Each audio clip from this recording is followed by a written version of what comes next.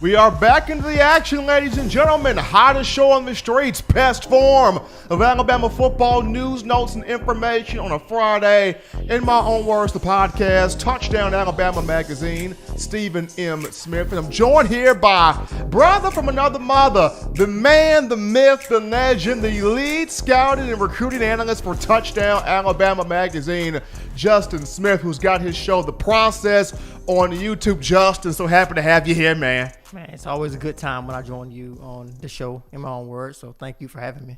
Got Justin Smith live here on the show. And Justin, first and foremost, as we look at what's going on here in terms of recruiting with the whole thing with COVID-19, and it's really affected guys in terms of they can't come down for visits. They can't come down for visits. You can't really do the things that you would like to do. But how has COVID-19 affected Alabama in terms of players getting the chance to still speak to the coaches, talk to the coaches, interact with guys? How has this whole crisis really affected Alabama in recruiting, just seeing how it only has one verbal commitment for 2021? Well, I would be lying if I say it didn't have any impact. It's obvious the fact that it does have an impact due to the fact that NCAA implemented a recruiting dead period, which means that Alabama cannot host any recruits for unofficial and official visits. So I think that has a huge impact on Alabama's recruiting efforts for obvious reasons, because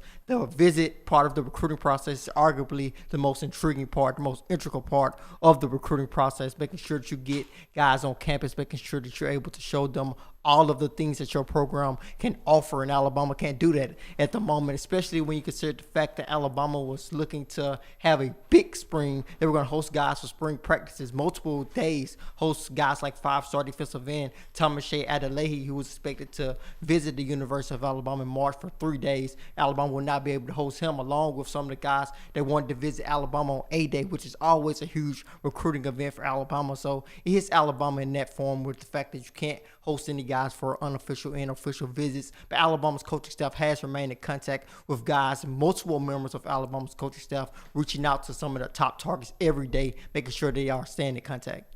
Now, in terms of just the in-state guys, because I know a lot of Alabama fans, they love the fact that the 2020 class and the 2019 class, Bama was able to get more in-state guys, getting back to keeping that shield around that talent and keeping it in-state. But when you look at this cycle right here, how is Alabama going to try to continue to keep that going, continue to keep the in-state talent despite what's been going on? Well, basically what I just said, they have been contacting guys every single day. I had four-star outside linebacker Ian Jackson on the process actually last night, and he talked about Alabama's coaching staff, multiple members of their staff contacting him every day. He has talked to Nick Saban, he has talked to Pete Golding, he has talked to Freddie Roach, he has talked with multiple members of Alabama's defensive staff, but not only their defensive staff, he has also talked to guys on the offensive side of the ball. So it has been a complete team effort for Alabama's coaching staff in terms of talking to in-state guys, making sure that they know that, hey, you're one of our top targets moving forward in the 2021 recruiting class. And as I said on so many different occasions, the 2021 recruiting class inside the state of Alabama is ridiculous. It is full of talent, and Alabama is going to look to exploit that. And I think they're still in good position with a lot of those guys, along with Ian Jackson, the four-star outside linebacker out of Prattville, as I said, also Dylan Brooks, JaQuincy McKinstry, Tim Kennan, and Quinn Barnes. A recent offer from Alabama, a guy who's a Robert E. Lee Montgomery High School product of Montgomery, Alabama. So Alabama is still in the mix for a lot of guys in the 2021 recruiting class inside the state. So I think Alabama will look good moving forward when it comes to those in-state guys. If you're just tuning into the show, ladies and gentlemen, I'm live here with Justin Smith, the lead scouting and recruiting analyst for Touchdown Alabama Magazine. This young man on the ground all the time, making sure to get you up to date on the recruiting aspect of Crimson Tide football. Justin, now the guys that are high on Alabama, or the guys that Alabama's coaching staff, they're still pretty much high on. Who are those guys for 2020 that, even with what's transpiring, the coaching staff still wants these guys at the end of the day? Well, it's multiple guys, as Alabama only has one commit in the 2021 recruiting class. So this class is pretty much open for Alabama as they target multiple guys in the 2021 recruiting class. A lot of guys who Alabama is targeting at the moment. When you look at 5-star defensive end Thomas Shea Adelaide, 4-star wide receiver Ajay Hall out of Florida. Also a recent guy who decommitted from the University of Florida. Actually, yesterday talked to me a couple of weeks back in Kamara Coxon, a 4-star defensive back out of IMG Academy. He told me that a couple of weeks ago, Alabama was still pushing for him, contacting him as much as possible, continuing to tell him that, yo, you're one of our top defensive back targets. So Alabama's continuing to recruit several guys, and I think they're in a good position for guys like Thomas Shea, in a good position for guys like Ajay Hall, also in a good position for 5-star athlete Xavier Sori out of Graceville High School in Graceville, Florida. I got a chance to talk with his coach, Xavier Sori's head coach in the process a couple of weeks back. You guys check out that interview on Touchdown Alabama's YouTube page. So Alabama's in a good position with several 2021 recruits. So I think looking forward, when you look at Alabama's 2021 recruiting class, is plenty of reasons for her to be excited for the future of where Alabama's 2021 recruiting class will end up. So in the event, Justin, that this whole thing with COVID-19, in the event it dies down, or in the event it dies off, and we're able to get back to a daily routine, a daily grind, and for the fans out there, they can continue to go back to seeing sports, most importantly football. When you look at official visits, because you talked about it, these young athletes, they want to come down for official visits. They want to come down and see the coaching staff, their future teammates, should they commit and sign, see the fans, things of that nature. How many will the visits be? Will the visits be shorter? Will they have a shorter amount? Or could it be a free-for-all in terms of the amount of visits that could be given out should this thing blow over? Well, when you look at the visit aspect of Alabama football recruiting with the recruiting calendar, if they were going to still move on with the NCAA after this recruiting dead period is in, they stick to their current recruiting calendar, they would have, Alabama and the rest of the NCAA Division I football world would have missed out on a big recruiting period as far as hosting guys for visits, and I think they're going to want to get that back. And when you look at the calendar as far as the football season is concerned, if this does carry over to possibly early June or late May, I think the NCAA is going to be forced to give those teams that time back, because it's kind of unfair, because you really want to get guys on campus for visits, make sure that the recruiting landscape is as competitive as possible. And if they do not do that, when you look at the fact that guys got the chance to visit different schools early March, early February, but they were not able to visit some schools in April and March. The schools they visited in February and early March have an advantage now, and the NCAA has always said that we want to make the recruiting landscape as competitive as possible, as even as possible across the board. So I think that if it goes on to late May and early June, I think they have to give some of that back, make sure that schools are able to host guys for unofficial and official visits.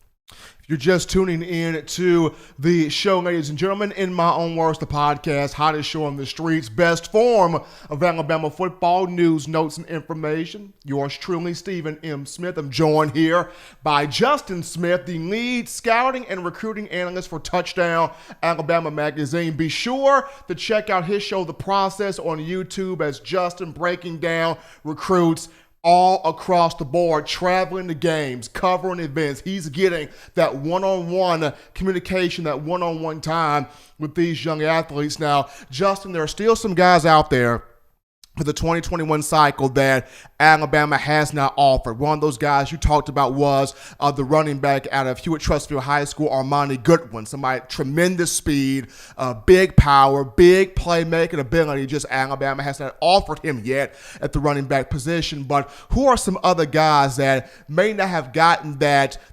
offer, that attention, as I should say, from the Crimson and White that Coach Saban, the staff, and Alabama needs to hone in on? Well, Amani Goodwin is definitely one of the top choices when you look at that. This is a kid who I've seen play a lot over the last couple of years when I got a chance to check out then Alabama commits and Paul Tyson and when Desalian Worsham was verbally committed to Alabama, and also Pierce Quick, who plays for the University of Alabama right now. When they were at Hewitt-Trussville High School, I saw a lot of Amani Goodwin, and there was a lot to like. It was a lot to like. He's a guy with a short, compact frame. He runs with a lot of speed, and what I saw from him coming into his junior season, although he's hurt most of his junior season, I saw a kid who established more power, got more aggressive to add to that speed. So I think that this kid is a special talent. He is verbally committed to Auburn at the moment, and I think he is a special talent coming out of the state of Alabama in the 2021 recruiting class. But when you look at outside of Amani Goodwin, the obvious guy that comes to my mind is Christian Lewis, a 4-star wide receiver out of Pleasant Grove High School in Pleasant Grove, Alabama. I got a chance to see him in action in a spring football game last spring when Pleasant Grove took on Hueytown High School. I was there to check out Alabama's then verbal commit and 4-star running back Roydell Williams, and I saw Christian Lewis play. He was catching the ball away from his body. He was climbing the ladder, catching the ball, taking the ball out of defensive back's hands. So basically, he was Debo out there. He was just being so aggressive. I said, yo, that kid is going to be an aggressive player. He's going to be a star. He's really going to blossom next season. And I didn't know at that time that he missed most of his previous season. He missed his sophomore season due to a leg injury. So a lot of teams haven't seen his tape, but he exploded during his junior season, catching more than 20 touchdowns, helping Pleasant Grove almost win a state championship at the 6A football level. So it's a lot of things that go into Alabama not offering guys, but Christian Lewis is a guy Alabama has been in contact with. They did host him for the Junior Day event a couple of weeks back, so I think that Christian Lewis has been in contact with Alabama. They want to get him on campus to camp with them this summer, and hopefully an offer will come during that time. Now, Justin, I got one more here for you. I can go on the defensive side of the football, but I'm going to stay with the offense. I'm going to stay on offense right now. When you look at the 2020 class that's already in here, a receiver that a lot of people are talking about in this class is Trayshawn Holden at 6'3", about 200 pounds right now. When you watch his tape, he kind of reminds you of a little bit of Julio Jones. Not all the way Julio. I'm not trying to start any fires right now. But when you watch his tape, you see a lot of big-time potential playmaking, game-breaking ability from a guy in Trayshawn Holden.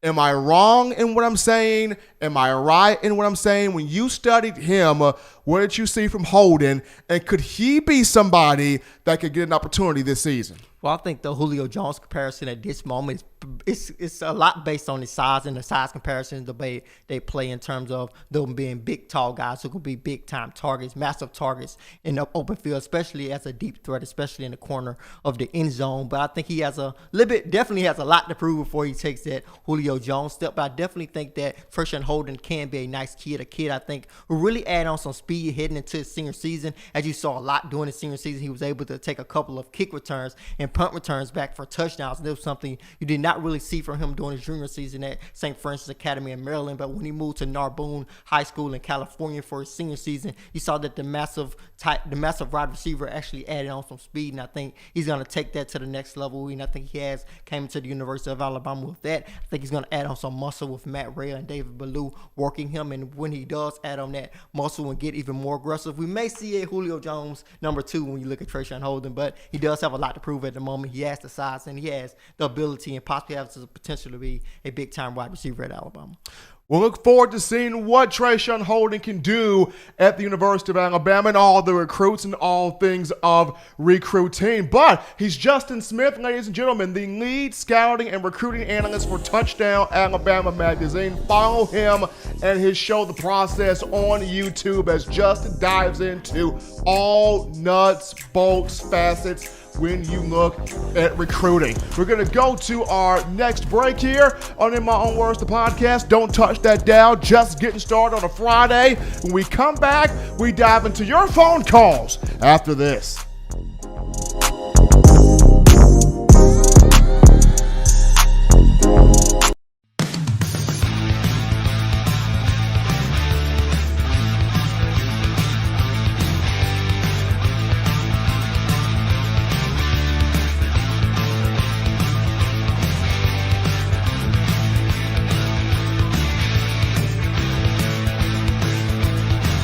T-Town Menswear in the University Mall in Tuscaloosa. Touchdown Alabama Magazine is Alabama football's premier publication. A subscription to Touchdown Alabama Magazine is the perfect gift for any Alabama fan. For exclusive news and information, recruiting updates, a free annual print magazine, and more, go to touchdownalabama.com and click join. Only $5.95 per month or pay $49.95 for a full year subscription. That's a saving of almost $22. Make sure to subscribe before it's too late and get our new freshly printed end of the year magazine issue. Go to touchdownalabama.com today and roll Tide. We are back into the action here, folks. Back inside the conversation known as In My Own Words, the podcast on a Friday. Yours truly, Stephen M. Smith of Touchdown Alabama Magazine. And want to encourage everybody to drop a thumbs up, give a like on the show, and hit that subscribe button. That lets us know at TDA to continue pumping you out the best in news, notes, information, and content on the Crimson Tide. Also, if you haven't done so already, the voting for March Madness, the March Madness bracket for touchdownalabama.com, still going on as the best restaurants and our bars in the city still going at it for the title of supremacy. What's the best place to hit up during football season? We've made it to, or we are in the championship game, the championship round between Dreamland Barbecue and Ramajamas. Voting goes up until Saturday at 2:04 p.m. Central Time. Voting up until Saturday at 2:04. So get your vote on. TouchdownAlabama.com, Touchdown Alabama Magazine. Who will take home the crown as the baddest place on the block in terms of venues? Will it be Dreamland Barbecue? Will it be Ramajamas? Vote right now at touchdownalabama.com. But we're back live here with my man Justin Smith, the lead scouting and recruiting analyst for Touchdown Alabama Magazine. And Justin, my first thought here is, what is the hardest part of evaluating these athletes? Because you not only go out there to these schools to talk to these young men, talk to their coaches, study their huddle film, the recruiting tape, but you're also scouting. You have to give grades. You have to give, the 1 to 5 stars, and you also give the diamond grades, 1 to 3, whether these guys are going to be immediate impact players or all SEC players or generational type players that can be, first round picks in the NFL draft. So what is the hardest part when you are recruiting, scouting a young man, an athlete? What's the hardest part of that? Well, honestly, in my opinion, for me personally, the hardest part is making sure that you have, it's your best chance, making sure you have opportunity to see this guy in real game action. You always know about the highlight film. You're going to put your best plays in the front. Oh, yeah, I really shined on this play. Yes, I made a big tackle on this play. I tried to do that, Justin. I still didn't get recruited. That's what most recruits are going to do. But I want to see what you're going to do when you face adversity. What are you going to do at a defensive back when you get burned by the receiver that previous play? How do you respond to that? As a quarterback, when you throw the interception, how do you respond to that? As a defensive tackle, when you see an offensive lineman really has your number, what type of moves are you going to do? What are you going to do to change your game to make sure that you're going to still win that battle? How do you update, and how do you really adjust to your environment? That's some of the things I really like to look at when I really look at a guy full game action, basically see them and break them down as much as possible. It is kind of limited when you look at the fact that Alabama offers more than 100 guys each recruiting cycle. You can't go to 100 games during the high school football season, and most high schools do not have like the full game online somewhere. So you have to depend on huddle film a lot more than you want to on some occasions, but you try to get to as many camps, opening camps, all of those Under Armour camps, making sure you see those guys in 7-on-7 action, making sure you see those guys as much as possible so you can get a good evaluation, a good grade, and basically a good look at those guys.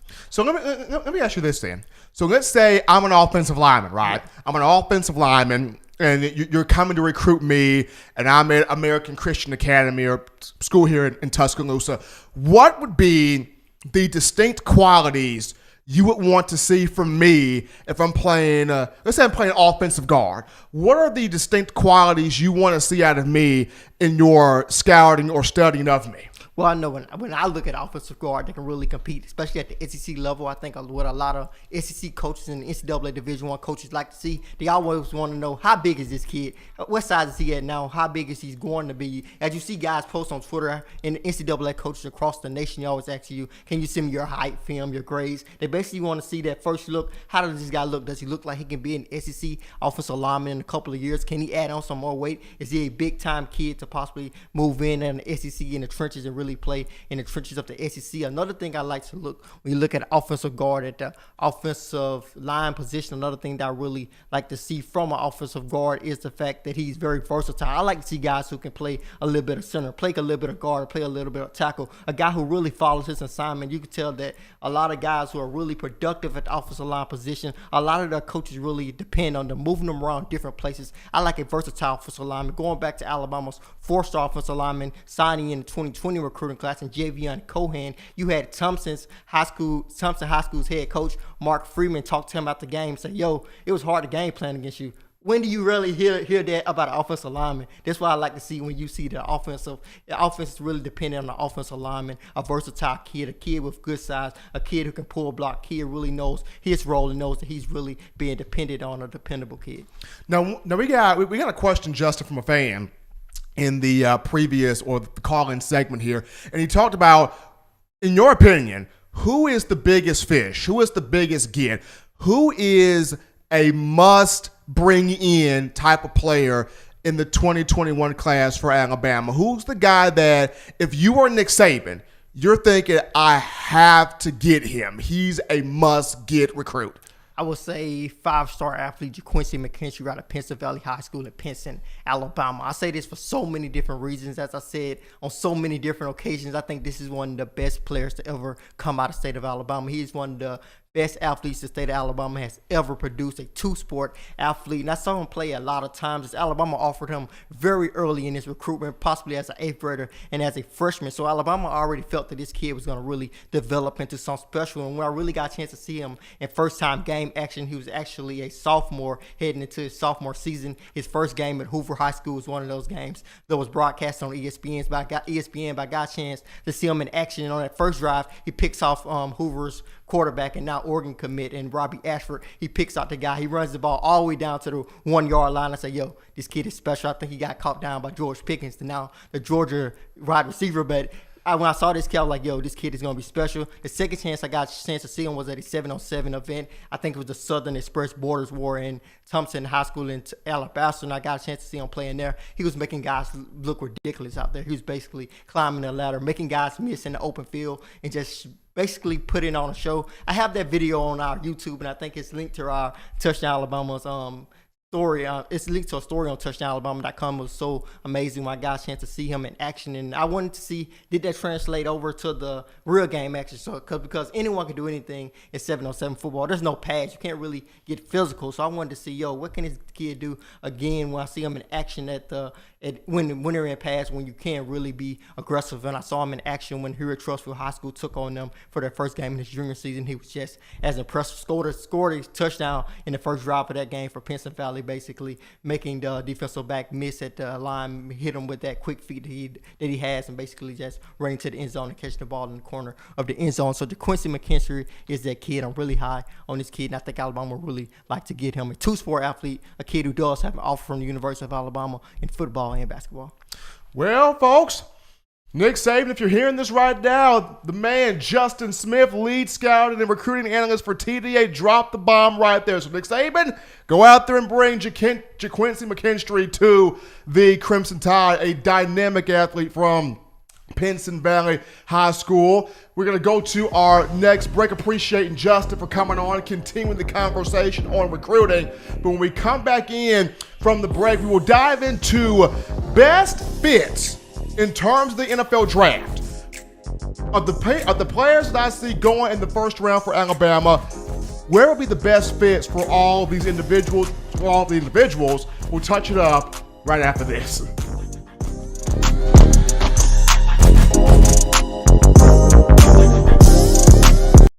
Thank you for watching Touchdown Alabama Magazine's YouTube channel.